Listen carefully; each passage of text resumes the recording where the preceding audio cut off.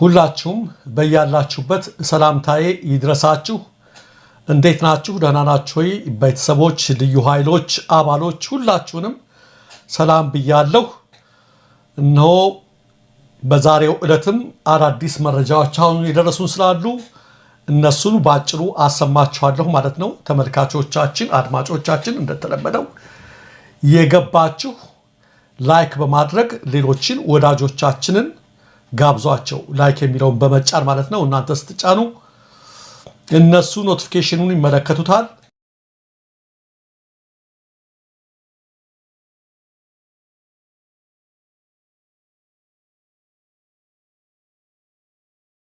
አንድ አስገራሚ ነገር ተፈጥሯል። መቲ ከአዲስ አበባ 30 ኪሎ ሜትር በምትቀጠው ወለታ በተባለ ቦታ ላይ ችሎት ላይ የተገደለችው ዳኛ በጣም የሚገርም ነው። እስኪ አቅርቢያት። የልጆች እናት ነች፣ ባለትዳር ናት። ይህቺ ዳኛ በትናንትናው ዕለት የቤተሰብ ክርክር ላይ ችሎት ይዛ ነበረ። የባልና የሚስት የፍቺ ጉዳይ ውሳኔውን እያነበበች ሳለ ትናንትና ማለት ነው የሚዋቱ ማለት ነው። በውሳኔው ደስተኛ ያልሆነው ገና ሲነበብ ዳኛው ተከሳሽ ባል ሽጉጥ አውጥቶ እሷንም የከሰሰችው ሚስቱንም ፍርድ ቤት ውስጥ ገደለ። በአዲስ አበባ 30 ኪሎ ሜትር ርቀት ላይ ባለ ፍርድ ቤት እንድትመለከቱት ብዬ ነው። ህግ የሌለበት ሀገር ያስፈራኛል ይላል። ህግ የሌለበት ሀገር እንግዲህ እዛ መሀል ከተማ ላይ አዲስ አበባ አጠገብ ይሄ ከሆነ ወደ ታች ተመልከቱት። ችሎት ላይ የኢትዮጵያ ችሎቶች የተናቁ ናቸው። መሳሪያ ሽጉጥ መሳሪያ ይዘው ገብቶ ሳይፈተሽ ዛሬ የጠበቆች ማህበር ብለው እንትን ያወጣሉ መግለጫ። አሁን አይደለም መግለጫ ማውጣት ያለባችሁ፣ ለሙያችሁ መቆም ያለባችሁ ቀደም ብላችሁ ነው እንዴ። የፈረዳችሁለት ፍርድ ዋስትና ይጠበቅ ያላችሁለት ምን ያላችሁበት ወይም ይፈታ ያላችሁት በፖሊስ ታንቆ ሲገባ ያኔ ነው መጮህ የነበረባችሁ፣ አንሰራም ማለት ያለባችሁ ያኔ ነው። ክብራችሁን መጠየቅ ያለባችሁ። ስለገሌ ማገዝ አይደለም። እናንተ በህሊናችሁና የተሰጣችሁን ኃላፊነት ምህላችሁን ጠብቃችሁ የምትወስኑ ዳኞች የምትሰጡት ውሳኔ የማይተገበር ከሆነ ምን ታደርጋላችሁ? ተነቃችኋል። ነገ ጧት በሽጉጥ ትገደላላችሁ። እንደዚህ ራሳችሁን ማስከበር የምትጀምሩት ከዛው ከመጀመሪያው ገና ስትናውቁ ነው። አንድ የተከበረ የጠቅላይ ፍርድ ቤት ዳኛ ምናምን እየተባለ የሚጠራ ሰው ክቡር ዳኛ የተባለ በአንድ ተራ ፖሊስ የወሰነው ውሳኔ ተሽሮ እስር ቤት ሲመለስበት ካባውን አውድቆ በቃይ ነው ማለት ያለበት። ያኔ ትከበራለህ። አሁን እንደሰማሁት ከሆነ የገደላት ሰውዬ ቪአይፒ ስለሆንኩ ሽጉጥ አላወጣም ብሏል። ያው ባለስልጣን ነው ገዳዩ፣ የታወቀ ነው። በቃ ስሙ ነው እንጂ አልተገለጸ። ገዳዩ ሰው እያሉ የተጣላው ለምንድነው መሳሪያ ይዘምጋ? እንኳን ባለስልጣን አብይ ፍርድ ቤት ተከሶ ቢገባ በህጉ መሰረት የፍርድ ቤት ህግ ነው። ፍርድ ቤት ክቡር ነው። ማንም ተከሳሽ ምናምን ከገባ ወይ ከሳሽም ከገባ ሲገቡ ምን ይደረጋሉ? ግጭት እንዳይፈጠር ክርክርም ስላለ ተፈትሸው መሳሪያ ወጥተው የሚገቡት ማንም ቢሆን ማለት ነው። ቪአይፒ ነኝ አላወጣም ብሎ አስፈራርቷቸው ነው የገባው። የራሳቸው ሰው ነው። ኢትዮጵያ የዚህ አይነት ሀገር ሆናለች። ህግ ዛሬ የዳኞች ማህበር፣ የጠበቆች ማህበር መግለጫ እያወጡ እናወግዛለን ምናምን እያሉ ነው። አስቀድመው ተነቃችኋል። ሙያችሁን ማስከበር መቻል አለባችሁ። ተውት የደሞዝ የምናምን ጥያቄያችሁ እሺ። ከዛ በላይ ግን የምትወስኑት ውሳኔ ሁሌ ሲጣስባችሁ፣ ሁሌ ይፈታ ያላችሁት እያተሰረ እንትን ሲል እኮ እናንተ እኮ ናችሁ የተዋረዳችሁት። ስለዚህ ዛሬ ችሎት ላይ ሌላ ቦታ ላይ አይደለም፣ ጫካ አይደለም፣ መቲ መንገድ ላይ አይደለም፣ ስለገት አይደለም እያወራን ያለ ካባ ለብሳ ዳኛ ላይ ችሎት መካከል ላይ በሽጉጥ ዳኛዋንም በተከሳሿንም ገድሎ ያው እንደዚህ አይነት ነገር የተፈጠረበት ነውና አገር ነው ወይ ሀገር የሚያሰኝ ጥያቄ የሚያስነሳ ነው። በጣም እኮ አደገኛ ነገር ነው። እንግዲህ አሁን ሀገርን አስተካክሎ ይመራል የሚባለው ኃይል እኮ መንግስት አይደለም እኮ የፍትህ ሲስተም እኮ ነው። በቃ የፍትህ ሲስተሙ ነው ዋናው። መንግስትንም የሚዳኝ ህዝብንም የሚዳኝ አንዱ በአንዱ ላይ እየገደለና እየጨፈጨፈ እየዘረፈ እንዳይኖር የፍትህ ሲስተም ነው አንድን ሀገር አድርጎ ሊያቆመው የሚችል የለም። በቃ ስለሌለ ነው ይሄ ሁሉ መታገት፣ ይሄ ሁሉ ምናምን፣ ይሄ ሁሉ ነገር ከላይ እስከታች እንደመጡ እየመቱ የመጡት እነሱ ነው። የህግ ሲስተሙን እየመቱት መጡና አብይ አህመድ አሁን የነሱ ባለስልጣናት እንደልባቸው የሚፈነጩበት ሌባው እንደ ልቡ የሚሰርቅበት ንጹሃን በየቀኑ የሚሞትበት ሆነ። ከዚህ በፊትም እንደዚሁ በተመሳሳይ በጾታዊ ጥቃት ምክንያት እምቢ ያለችን አንድ እህት እንደዚህ ኦሮሚያ ላይ ወስደው እንደዚህ ጫና ተረጎባት እንደው መጨረሻ ላይ ራሷን አጠፋች ትዝ ይለኛል ተዘግበን ነበር። እና ይሄው እንደዚህ ነው መንግስት ማለት አንድ ሀገር መንግስት የለውም ማለት የፍትህ ሲስተም ምንም የለውም ማለት ነው። ከዚህ በላይ ምንድነው ሊሆን የሚችለው? አሳዛኝ ሀገር ነው ያለነው። ማስተዳደር አልቻለም የምንለው ለዚህ ነው። በሁሉም ቦታ ላይ ነው ማስተዳደር ያልቻለው። የአገዛዝ የሚለውን ምን ትመለከቱት ነው። ህወሓት ጠንከር ያለ መግለጫ አውጥቷል። በትናንትናው ዕለት ህወሓት ጠንከር ያለ መግለጫ አውጥቷል። ያወጣው መግለጫም ለዓለም አቀፉ ማህበረሰብ ጥሪ ነው። ቶሎ ጣልቃ ገብታችሁ የሚል ነው። እንግዲህ እንደተለመደው ነው።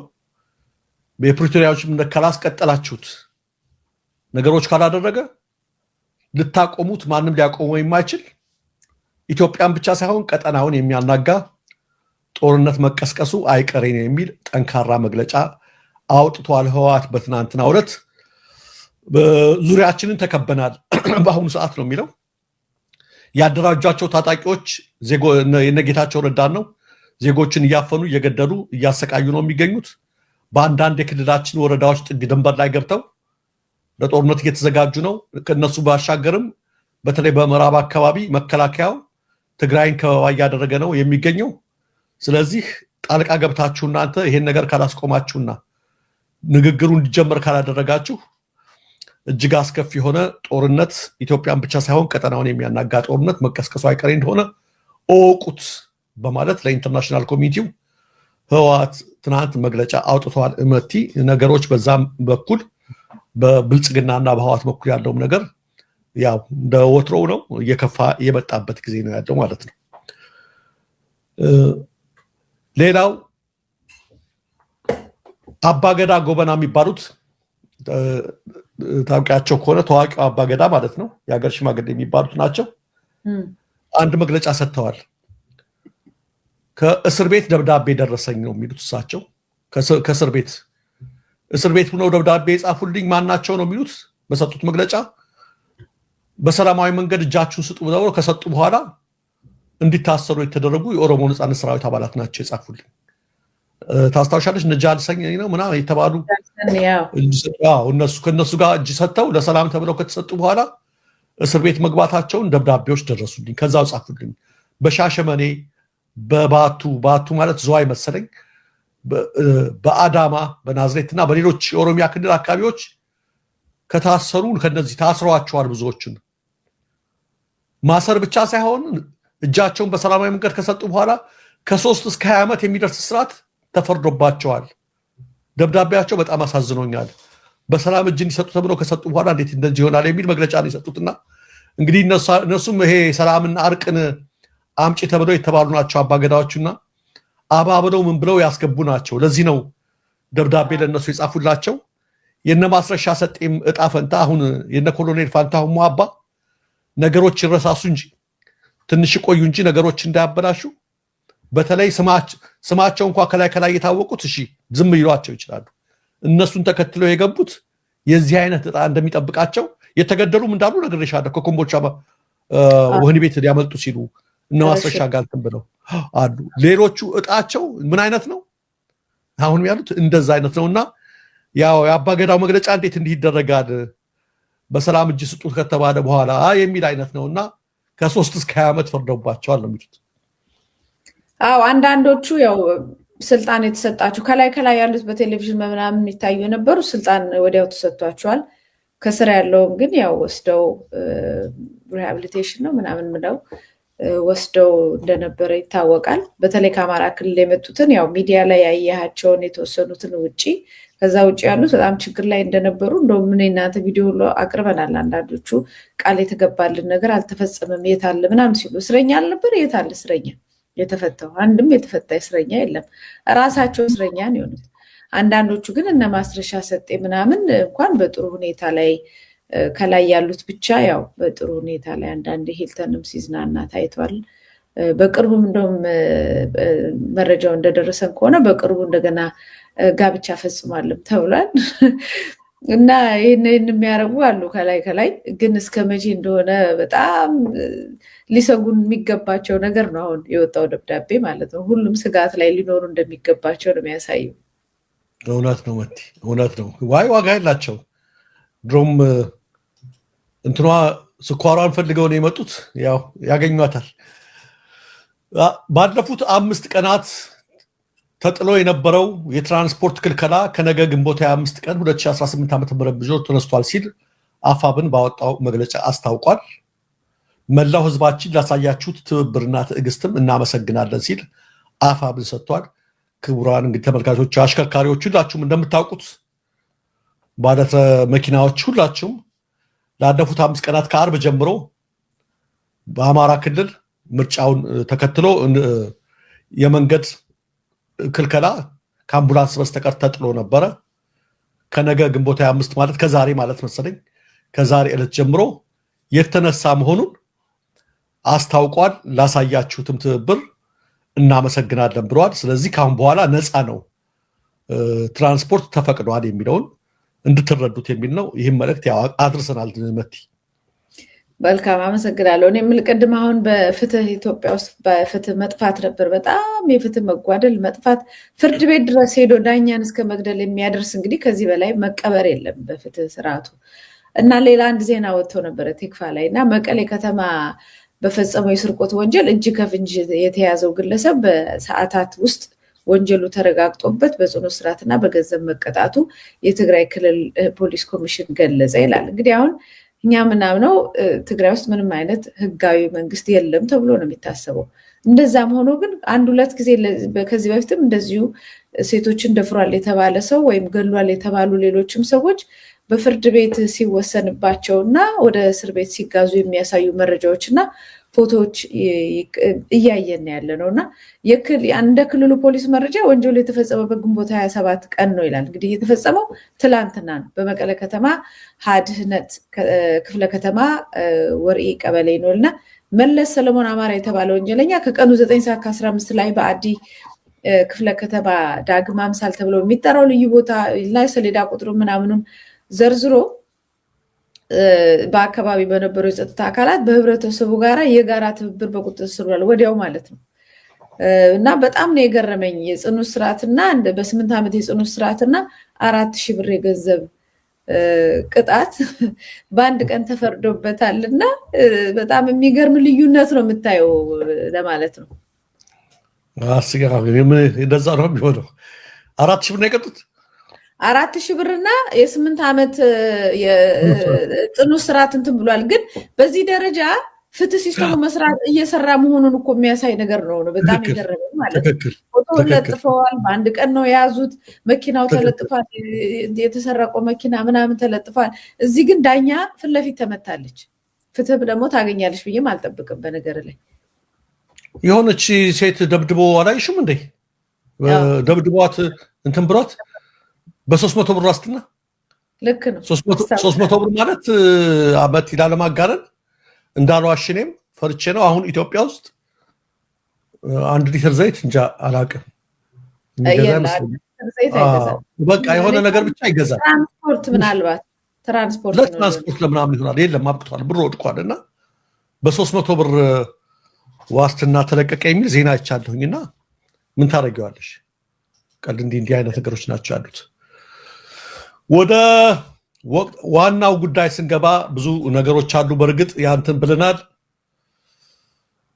በነገራችን ላይ መቲ ያው የተለያዩ የ5 ቀናት እንትኑ መቋረጡን እንትን ብለናል። በዚህ በአማራ ክልል በቀጠለው እንትን ትናንት ጀምሮ ግንቦት 24 ቀን ከጠዋቱ ጀምሮ በተደረገው ውጊያ የምዕራብ ጎጃም ዞን መቀመጫ የሆነችው እና ፍኖተ ሰላም ማዕከል የሆነችው በፋኖች ቁጥጥር ስር የገባችበት ዕለት ነው። ትናንትና ዕለት ነገሮች እንደቀጠሉ ናቸው። ውጊያዎች አሁንም እንደቀጠሉ ናቸው ብዙ ቦታ። በአርሲም እንደዚሁ በአርሲ ነገሌ ሄባን አካባቢ ውጊያ ቀጥሏል እና በጣም የሚገርምሽ መቲ ወደ ሰፈሮች ሁሉ ጦርነቱ ደርሷል። በርካታ ሚሊሻዎች ተገድለዋል። የሚኒሻ ቤተሰቦች አንድ ፎቶ አደስከ ይላኩልሽና ሟቾች አስከሬን ያገኙ አሉ። ሆስፒታል ሄደው ደግሞ ሆስፒታሉን ከበዋል። የቀሰሩባቸው ማለት ነው። እዚህ ሄባን የተባለው አካባቢ እነዚህ አሁን የሚጠብቁት እዛ ሆስፒታሉ ጋር የቆሰሉ ቤተሰቦቻቸውን ነው። ከባድ ውጊያ የሚደረገውና በሌሎችም አካባቢዎች በዛው በኦሮሚያ አካባቢ በኦሮሞ ነጻነት ሰራዊት ጋር የሚደረገው እንትን ወደ ሰፈሮች ሁሉ እየደረሰ ነውና አንድ ቪዲዮ ማድረስ ያጭር የሚያሳይ ውጊያውን ማለት ነው። ከዛው አካባቢ የደረሰ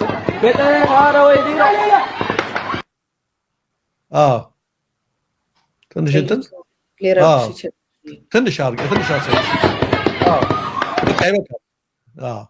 ተመልከቱ። እንግዲህ ተመልካቾቻችን ውጊያዎች እየቀጠለ ወደ ሰፈሩ ሁሉ እየገባ ነው ያለውና በኦሮሚያ ክልልም ያለው ሁኔታ እንደ አማራ ክልሉ እየከፋ የመጣበት ሁኔታ ላይ ነው ያለው። ተመልካቾቻችን አድማጮቻችን ይህን ነገር ከተመለከትን በኋላ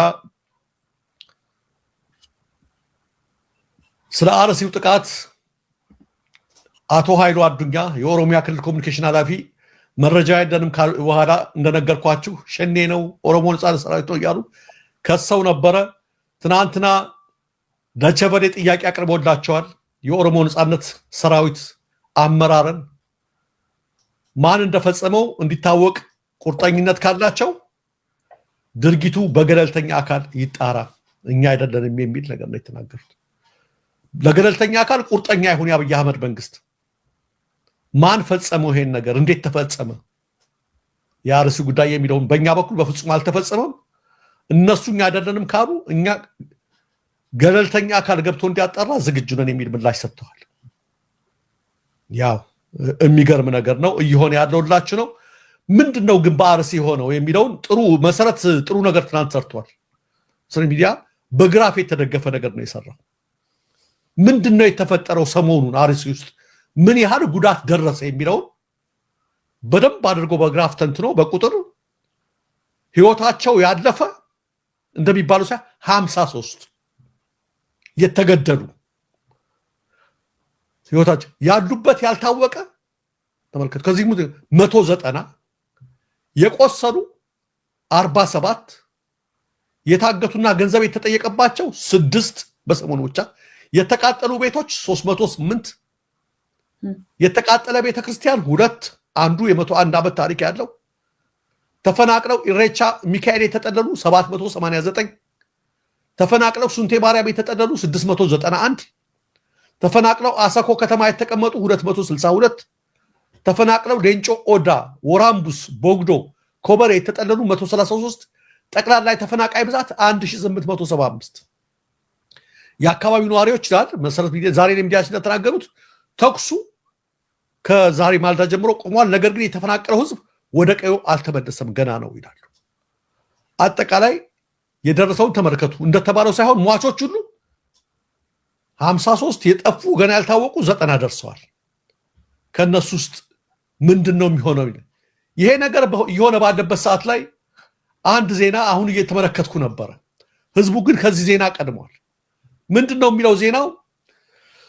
ማህበረ ቅዱሳን የኢትዮጵያ ኦርቶዶክስ ተዋሕዶ መገናኛ ብዙሃን የለቀቀው ዜና በምስራቅ አርሲ ሀገረ ስብከት ተገኝተው ጉዳት የደረሰባቸውን ኦርቶዶክሳውያን የሚያጽናኑ ብፁዓን አባቶች ተመደቡ። ቋሚ ሲኖዶሱ በጠቅላይ ቤተ ክህነቱ በኩል በሚቋቋም ኮሚቴ አስተባባሪነት በተፈጠረው ችግር ምክንያት የመቃጠል አደጋ የደረሰበት ጥንታዊው የጠላታ ቅዱስ ገብርኤል ቤተክርስቲያን እንዲያሰራ ከቀያቸው የተፈናቀሉ ወገኖች በቋሚነት ወደ መኖሪያቸው እንዲመለሱ በሀገረ ስብከቱ ዳግመኛ መሰል ችግሮች እንዳይፈጠሩና ጥናት አካሂዶ ከመፍትሄ ሀሳብ ጭምር የሚያቀርብ አብይ ኮሚቴ ተሰይሞ በአስቸኳይ ወደ ስራ እንዲገባ ተወስኗል።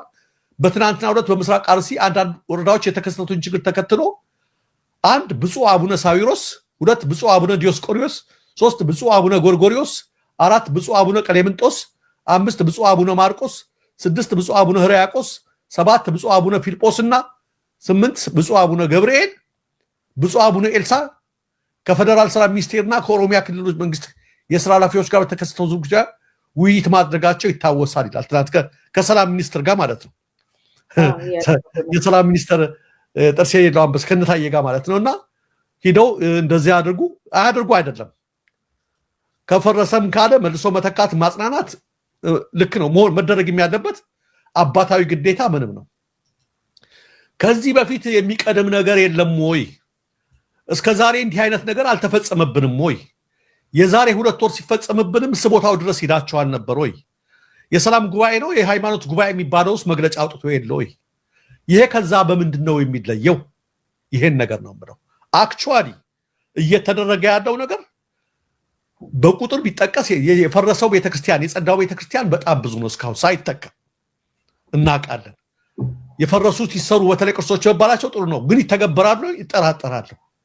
እንኳን እንደዚህ አይደለም ሐረር ላይ የነራስ መኮንን ድልድይ የሐረር ከተማ ውበት የነበረው ትልቁ ድልድይ ትልቁ ሐውልት ማለት ሐውልት ትልቁ ሐውልት የራስ መኮንን የአድዋው ጀግና ትልቅ የኢትዮጵያ ታሪክ ይጎርብጠንም ይመቸንም አካል የሆነው ሐረር ከተማ ላይ ተገንድሶ ስንት ነገር አሰራው የሚለው እንትን እሱን ቀጥ አድርጎ ለማቆም አልተፈለገም። ለምን? እንዲጸዳ ስለተፈለገ።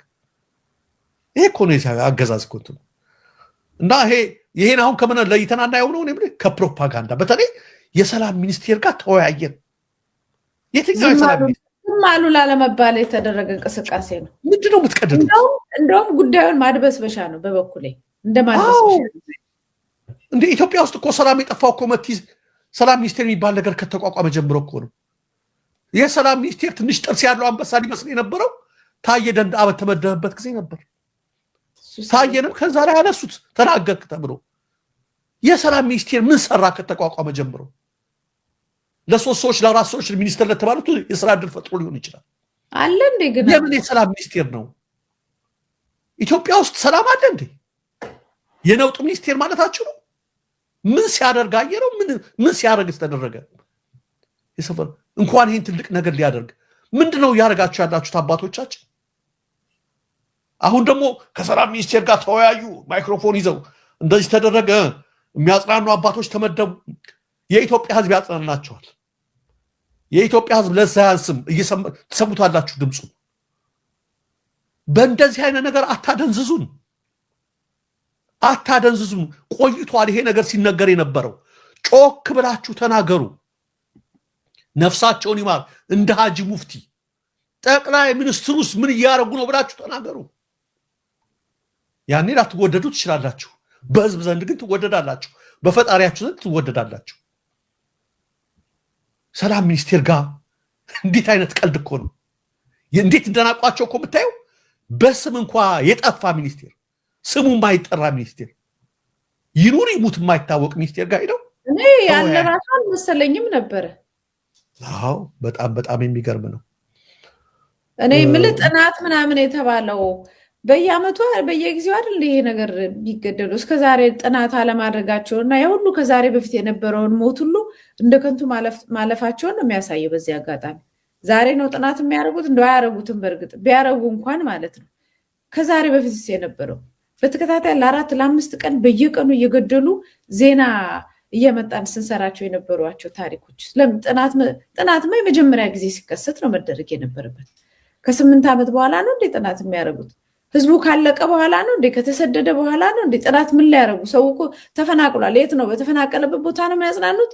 በዚህ አጋጣሚ የተፈናቀለው ማህበረሰብ ባዶ እጁን ነፍስ አውጪኝ ብሎ ስለሮጠ እና ስለወጣ በየአቅጣጫው ችግር ላይ እንደሆነ እንደዚሁ መረጃዎች እየወጡ ነው።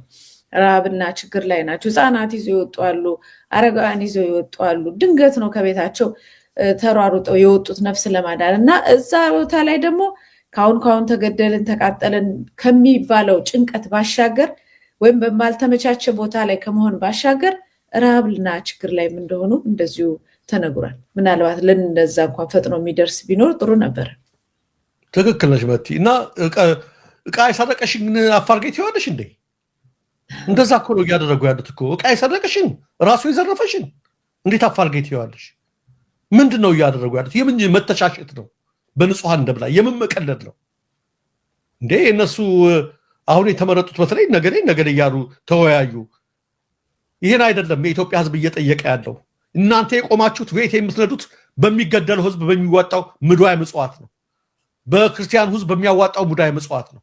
ከዳር እስከ ዳር እያለቀሰ ባለው ሕዝብ ለሙዳየ ምጽዋት በሚሰጠው ገንዘብ ነው እናንተም የቆማችሁ። ሄሉ ታገተች። ሄሉም እንግዲህ የቤዛ ወንድምና ቤዛ ሁለቱም ተባብሮ አግቷታል። ባሏም እየፈለጋት ይገኛል። ፍቅር አዴን አነቀቻት።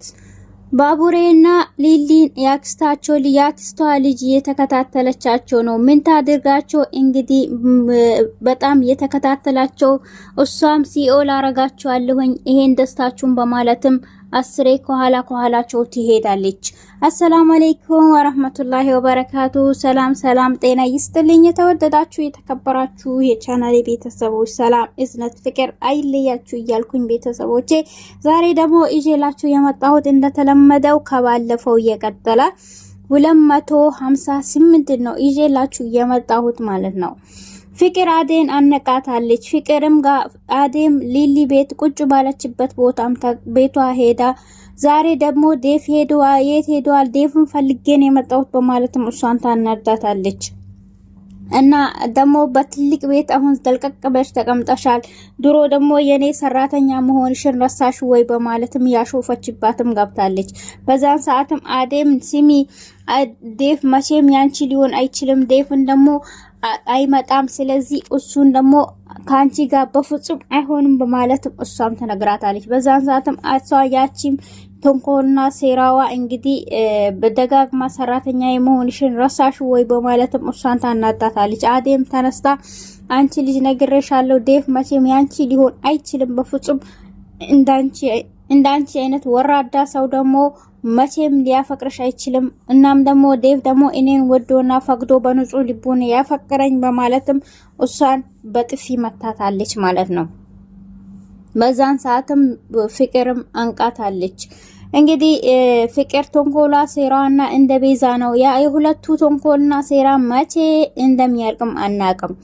እሷም ፍቅርም አሁን አሹና ሮማን እንግዲህ ሮማንን ፍለጋ ወጥቶ ነበር። ሮማንም ዶክተር ሄዷል በማለትም በየመንገዱ እንግዲህ ምትሰራውና ምታረገው ነገር ያቃታት ምን እንደምታረግ ራሱ ማታቀው በየመንገዱ ትሮጣለች። እነሱም እሷን ተከትለው ነበር የወጡት።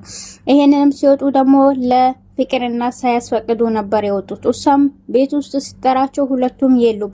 እነዚህ ልጆች እንዴት ነው የተናናቅ ነው በማለትም ስትናገር እማዬ እኔ እኮ ድሮም ነግሬሻለሁኝ አንቺን ከናቁሽ ቆይቷሉ አይሰሙሽም፣ ለስራ ሳይሆን እነሱ ሊዞሩ ነው የመጡት በማለትም እሷም ታጋግላለች ነገሩ።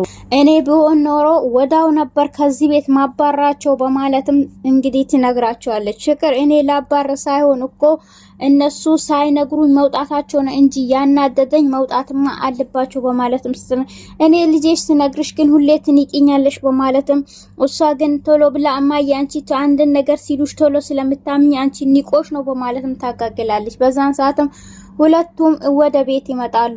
በሩ ላይ ሁለቱም ተከታትሎ አንቺ ግቢ አንተ ግባ እየተባባሉ ሁለቱም እየገቡ ያሉ በርም ላይ ቆማ ታገኛቸዋለች የፍቅር እናት።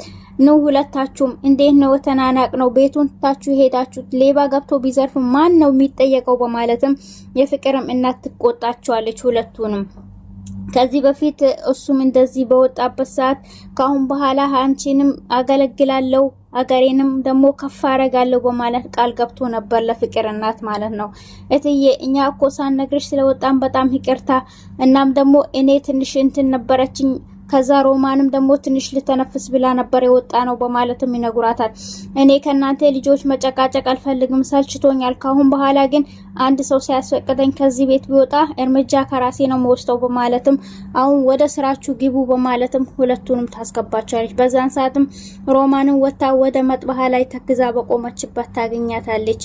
ሮማን ምን ሆነሽ ነው? ቅድም በተናገርኩት ነገር አኩርፈሽ ነው በማለትም ጠይቃታለች። በዛን ሰዓትም አይ እትዬ እኔ እኮ እኛን ያጠፋ ነው አሹም እኔም ሁለታችን ደንግጠናል፣ ነገር ግን እኛን ጥፋተኛ በማለትም እናት እኮ አትኮረፉም፣ እናት ስለሆንኩኝ እናንተን ደግሞ መብከር አለብኝ በማለትም እና ካሁን በኋላ እንዳይለመዳችሁ በማለትም እሷም ትነግራትና በቃ አሁን ወደ ስራሽ ግቢ በማለት ትነግራታለች። አበባም ስራውን ጨርሶ ወደ ቤት ይገባል። ወደ ቤት ሲገባም ሄሉም የለችም እና ሄሉ መጣው እኮ በሩንም ደግሞ ሳዘጊ እንዴ ነው ቁጭ ያልሽው በማለትም ብቻውን በሩን ከፍቶ ይገባል። በሩን ከፍቶ ሲገባም ቤቱ ዝርክርክ ብሎ የዳኒም ኮፍያ ወጥቆ የእጇንም ደግሞ ቀለበት መሬት ላይ ጥላው ነበር የወሰዳት። በዛም ሰዓት እሱም አፍኖ ነበር የወሰዳት። ይሄም ደግሞ አፍኖ የወሰዳት ገጀራው ወስቶ ድሮ እነሱን የሚያስቀምጥበት ክፍል ላይ ወስቶ ነው ያስቀመጧት። ከዛም በኋላ እንደ ይሄ ነገር ምንድነው በማለትም ብቻው ይፈልጋል። ወደ መኝታም ሲሄድ የለችም። እንደ ይሄ ነገር ምንድነው በማለትም የዳኒንም ኮፍያ ይዞ ወደ ዳይመንድ ጋር ይሄዳል። ዳይመንድ ከኩኩሻ ተቀምጦ እንግዲህ ያወራ ነበር። ዳይመንድ እኔ እንትን እርዳታህን እፈልጋለሁ፣ ሄሉን ስፈልጋት የለችም። እኔ ደግሞ ለስራ ሄጄ ነበር፣ ነገር ግን ቤቱን ሲገባ በጣም ግራ ገብቶኛል፣ ተገለባብጦ ነበር ያገኘሁት። እንዴ ምናልባት ጎረቤት ዕቃ ልታመጣም ዕቃም ልገዛ ወጥታ ሊሆን ይችላል። በፍጹም ይሄ ነገር አይደለም።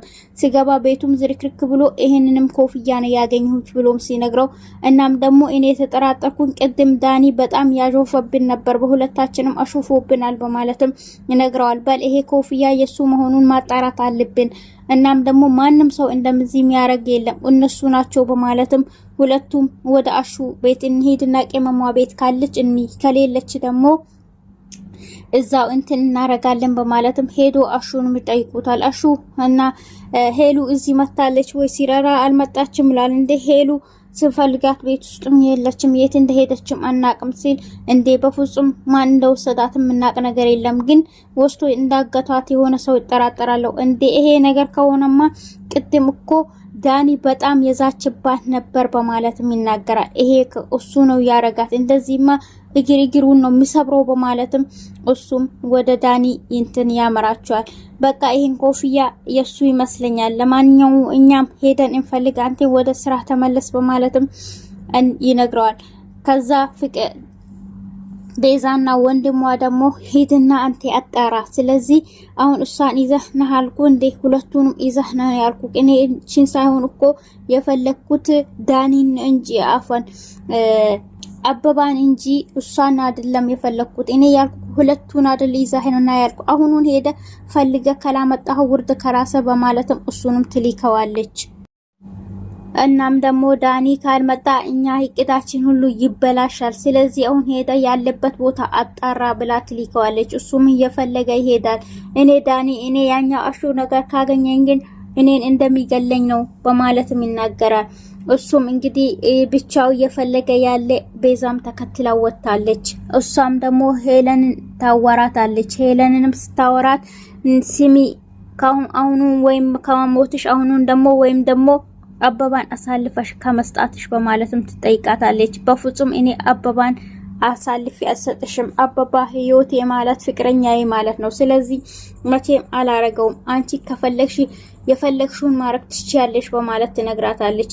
አሁንም በዚህ ቃበቶ እጄ ስገርፍሽ ውሃ ስታጪ ውሃ ብለሽ ጮሂ ቆሜ ስሲክ ታያለሽ በማለትም የፈለግሽው ነገር አርጊ፣ አንቺ ፈጣሪሽን ካልፈራሽ፣ እኔ ግን እሱን ፈጣሪን ተመክቼ ይቀመጣለሁ፣ አንቺ ግን ሁሌ እንዳፈርሽ ሁሌ ሰው ጋዳይና ሁሌ ማሰቃየት፣ እኔ ግን ነፍሴ ቢሞትም በንጹህ ልቤ ነው በማለትም ትነግራታለች። ይሄንንም አንቺ ልሽ እንደምታስተምሪኝ በማለትም ትነግራታለች። እንግዲህ ሆኖም ግን ተከትለው ዳኒን ሄዳ ነበር።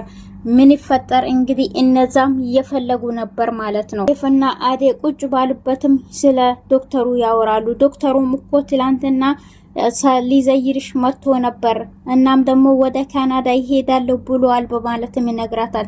እናቸው ሊልሽ መጥቶ ነበር እላታል። ነገር ግን እኔ እንዳይዘይርሽ እንዳይገባ ከውጭ ነው ያባረርኩት ሂድ ያልኩት ይለዋል። እንዴ በፍጹም እንደዚህ ማድረግ አልነበረም። እኔን ሊሰናበተኝ የመጣው ሰው እንዴት ነው ከበር የምታሰናብተው? እና ዶክተር ማለት እኮ ለኛ ባለውለታ ነው፣ ለሊሊ ባለውለታ ነው። ስለዚህ እኛ ስንለያይ ራሱ እኛም ብዙ ጊዜ ሰብስቦናል። እንዴት እንደዚህ ልታረግ ትችላለህ? አንተ ራስ ወዳድ ነው በማለትም ዴፍን ትናደደዋለች። አዴ ይገባሻል፣ ግን በጣም የተቆጣሽ ነው። እናም ዶክተር ሲልሽ ግን በጣም እንትያለሽ በማለትም በፍጹም አንተ ጥፋተኛ ነህ፣ ይሄ መሆን የለበትም፣ ሲሄድ ሊሰናበተኝ መጣ፣ ነገር ግን ለምን እንዲህ ታረጋለህ በማለትም አንተ በጣም እንደዚህ ማድረግ አልነበረብህም በማለት ትታው ትሄድና ወደ ዶክተርም ትሄዳለች። ዶክተሩም ለጓደኛው ሁሉ ነገር ጨርሻለሁኝ፣ አሁን መሄድ ብቻ ነው፣ ስራዬን እዛ መስራት ብቻ ነው የናፈቀኝ ብሎም ያወራው በሩን አንኳኩታ ትገባለች። እሱም ደነገጠ። እንዴ አዴ እንዴት ልትመጪ ቻልሽ በማለትም ነግራል።